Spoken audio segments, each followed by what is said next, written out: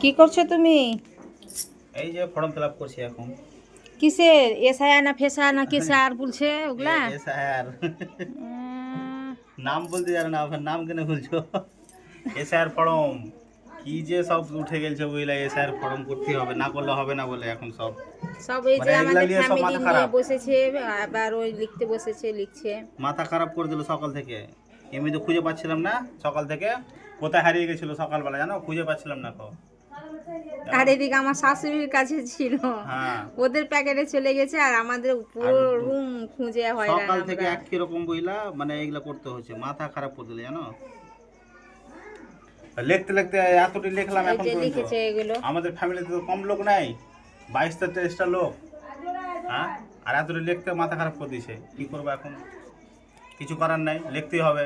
সরকার থেকে আদেশ এসছে মহিলা, যেমন উপর থেকে একবার আদেশ আসে আর সরকারের আদেশ সেম একই একদমে।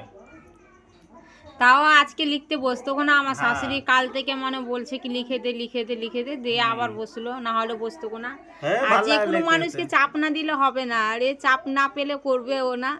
আমিও ও একটু ভালো চাপনি লাগে লিখতে, দিয়েছি। লেখার ইন্টারেস্ট লাগে না, ভালো লাগে না লিখতে তো। কি লেখার জন্য করবে, একটা লিখে মাস্টার লাও দরকার। লিখে লাও। তোমরা শিখো, একটু শিখো। আমি লিখে দিয়েছি, তুমি শিখো একটু। আমি লিখে দিয়ে দিব তো, কি একটু ভুলভাল হবে না হবে, তার জন্য হ্যাঁ, আমি সাহস করে লিখতে পারছি না। আমি দেখে দিয়েছি, তুমি লেখো। তো রেখে দাও, আমি 4টা ফর্মগুলো আমি ফিল হুম, আপ করে দিছি, ওই ফর্মগুলো ঠিক আমি আছে। করে দিছি। পানি দেখি একটু রে সোনি, ঠিক রাখো।